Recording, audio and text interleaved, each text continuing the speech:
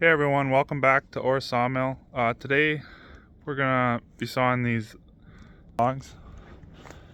I believe they are around 23 to 24 inches in diameter. This one is 10 feet long, and the other one right in front of it I think is 9.5.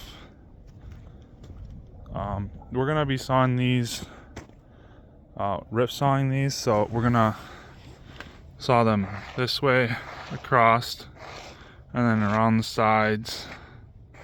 We're gonna work around the pith because the customer doesn't want any limbs or shatter cracking down the center of his boards, so he wants to softer grade, so he's trying to get the nicest boards possible and the widest boards possible without having the pith in the center of it.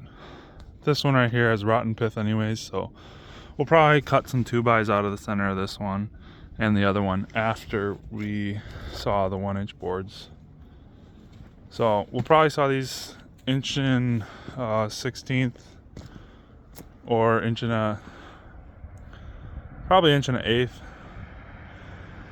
Try to yield the best, thickest boards as possible, because the boards themselves were going to be 1x10s, 1x12s, 1x14s, because we're going to be sawing across the length of this slab.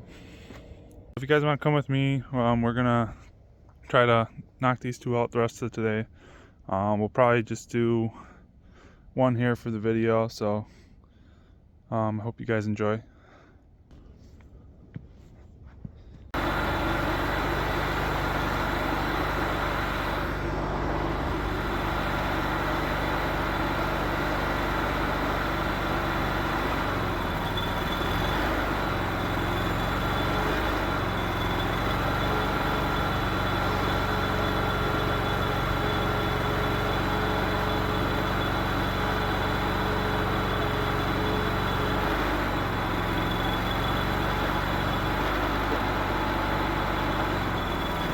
So after getting the log on the sawmill, I realized that it's a lot bigger than I thought it was. It's 26 inches in diameter, which by us is pretty common, but with the emerald ash borer coming in, I'm not sure we're going to be seeing a lot of logs this size coming through the mill anymore. I hope we do, but in the next few years I think the ash logs that we get in are just going to keep getting smaller and smaller or non-existent at all, which kind of sucks for the ash. But usually when one species dies, another species takes over. So in the next few years we'll see what takes over. Instead of having ash trees, we'll have something different. But the ash trees actually do sprout up after the ash borer comes through, but the ash borer typically comes right back and kills the young seedlings and saplings that did survive the first wave of the ash borer. So only time will tell, and we'll see what happens in the future for that.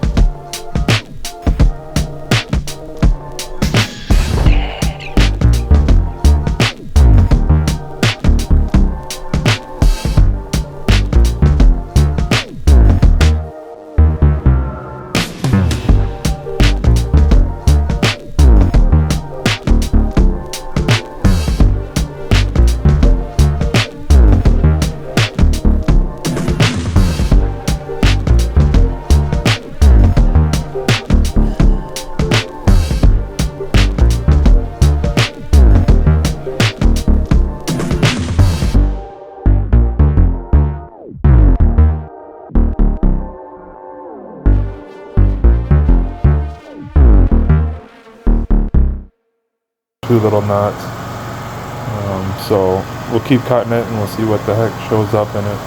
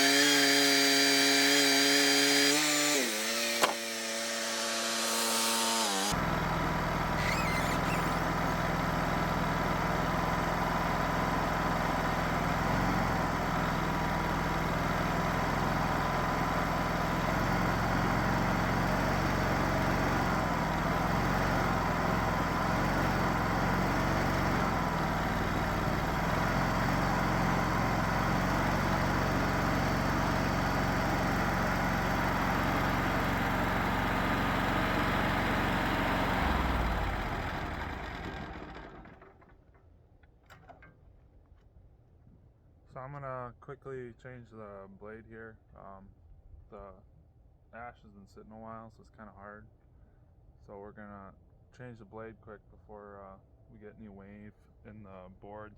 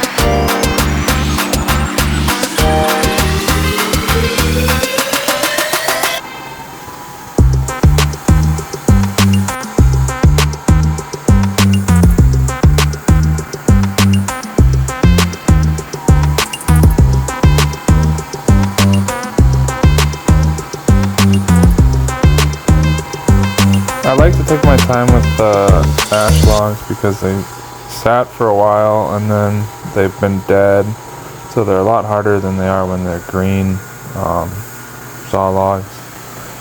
It's better to saw it as soon as it's cut because the longer it sits, the harder it gets, the more blades you go through. And when you're cutting 1x16s like this wide, it's critical that you take your time, otherwise you're gonna get flex in the blade and you're gonna have boards that have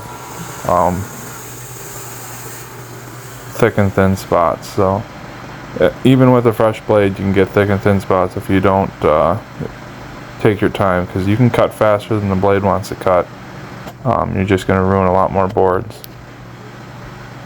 So as you saw here, I flipped the cant over so I can get the two boards off the far side that are almost knot free and clear, and then I will rotate the cant one more time, and those will be 1x10s, and I will cut off what I think is going to be the best yield of the boards without having crack go down the center of the board. With ash, it's critical just to not have a crack in it because they do like to split typically 6 to 8 inches down the end if you saw the boards wrong. On the end of the logs, typically right after you cut it, there's a spot that'll show you where the crack's gonna lead out. So as long as you are sawing with the crack and not across the crack, you're gonna have a more solid board. So right here, I'm getting ready to cut the 1x10s, cutting around the outside. So this is still sapwood because it's more white colored. Just below where I'm cutting is more dark black. That's the pith of the log. So that's everything that's older. The dark is actually really the dead wood of the tree. The sapwood is the part of the tree that's typically was still alive. Sapwood usually goes back 7 to 9 years, and then after that it all turns into the dead wood where the water is no longer flowing through the tree, so that part of the tree is no longer alive, but it is still there. And the pith of a tree usually starts to turn a different color in every species. It's like in walnut, it's very distinct. There's a white sapwood layer, and then the center of the tree is dark black. That is the dead wood. I hope you like that little bit of information. If you're new to the channel, please subscribe. If there's something that you want me to show, let me know in the comment section below, and I hope you enjoy the rest of this video.